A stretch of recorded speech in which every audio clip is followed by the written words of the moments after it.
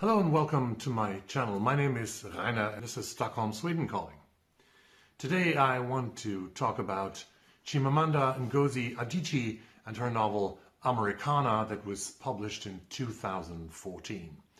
I had this book on my shelves for a couple of years, and when Chimamanda visited Stockholm because of the Swedish translation of the book that was published, thankfully she signed my copy, not knowing that I had not read it yet. Well, years later, I met the German author Mirjam Mann, who has debuted with Issa in May or June 2024, and Mirjam told me that Americanah is actually one of her absolute favorite books. So finally, I picked it up, started listening to the audio version by Adjoa Ando, but although she is reading it quite well and quite nicely, I had sometimes problems understanding everything the characters of the book are saying, since Adjoa Ando, the reader of the book, read the dialogues very often with an impersonated, strong Nigerian accent. An accent that is sparsely used by Chimamanda Ngozi Adichie in the book, actually.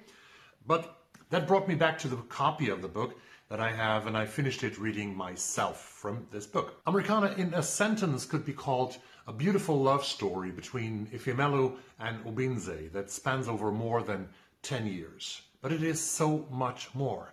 Before I get into this, please click the subscribe button down below to get each and every new video from Rainier Books in your YouTube feed.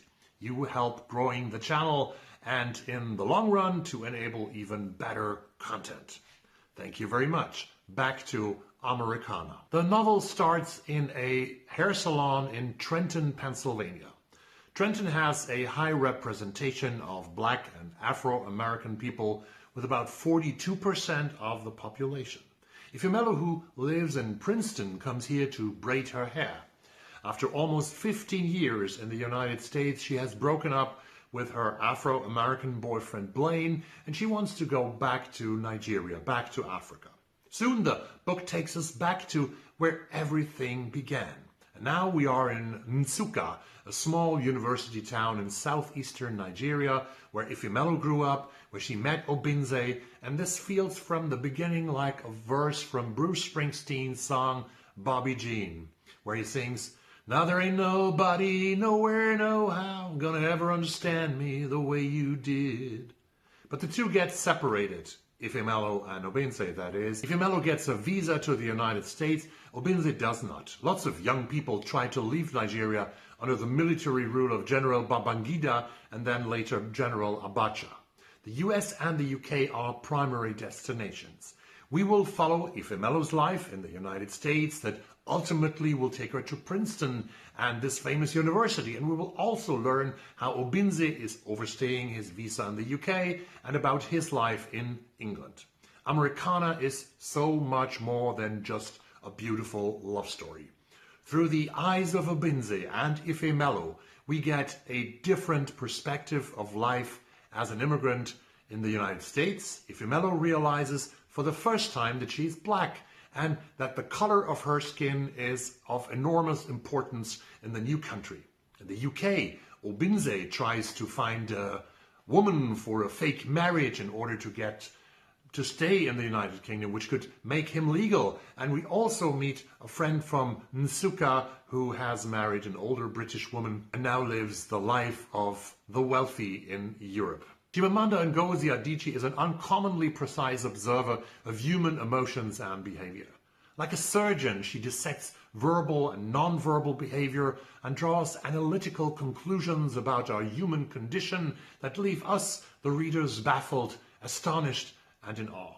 Easily, Adichie takes the reader into situations, into relationships, into cities, and makes us feel like we are there with her characters. Let me quote. "Ifemelu came to love Baltimore for its scrappy charm, its streets of faded glory, its farmers' market that appeared on weekends under the bridge, bursting with green vegetables and plum fruit and virtuous souls. Although never as much as her first love, Philadelphia, that city held history in its gentle clasp. But when she arrived in Baltimore, knowing that she was going to live there and not merely visiting Kurt, she thought it forlorn and unlovable. The buildings were joined to one another in fades, slumping rows, and on shabby corners people were hunched in puffy jackets, black and bleak people waiting for buses, the air around them haze and gloom. Many of the drivers outside the train station were Ethiopian or Punjabi. Ifemelo struggles a lot during her first months in the United States. She desperately tries to find a job to make a living, experiencing an incident that will change her life and her relationship to Obinze for years to come. No spoilers here. I'm going to reveal nothing. Other men will cross Ifemelo's path. The white rich Kurt and the black academic Blaine will be her boyfriends. Chimamanda Ngozi Adichie will observe the men, the relationship, how Ifemelo reacts, and the communities in which the man live, accurate, and delivers sharp, analytical, literary remarks. Later, Ifemelo will start a blog. The years are somehow between 2006 and 2008, just before and when Barack Obama will become the first black president of the United States of America.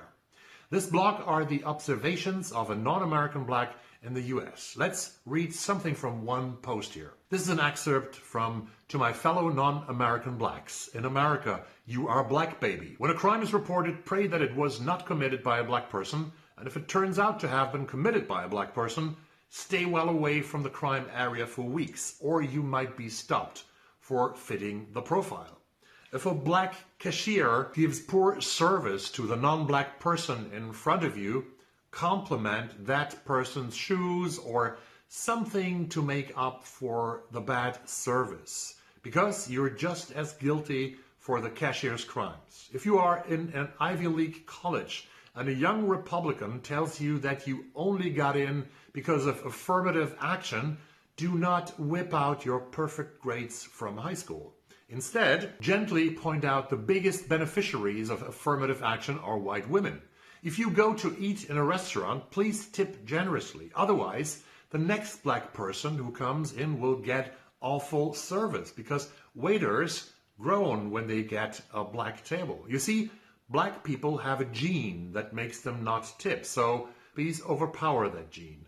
If you're telling a non-black person about something racist that happened to you, make sure you are not bitter. Don't complain. Be forgiving. If possible, make it funny. Most of all, do not be angry. Black people are not supposed to be angry about racism. Otherwise, you get no sympathy.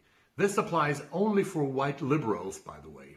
Don't even bother telling a white conservative about anything racist that ever happened to you, because the conservative will tell you that you are the real racist and your mouth will hang open in confusion.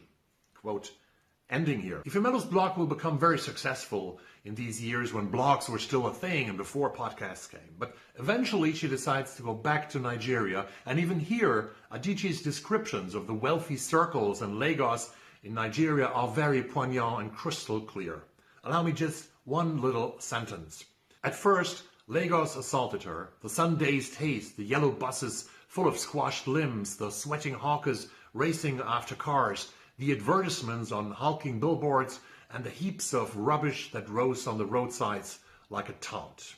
Americanah is an epic novel, a passionate love story. It's about immigration and the migrant experience in the US and in the UK. It is a masterful description of how we interact with each other, and its characters are real and deep. And no one is without flaws here, although Ifemelo and Obinze are lovable persons.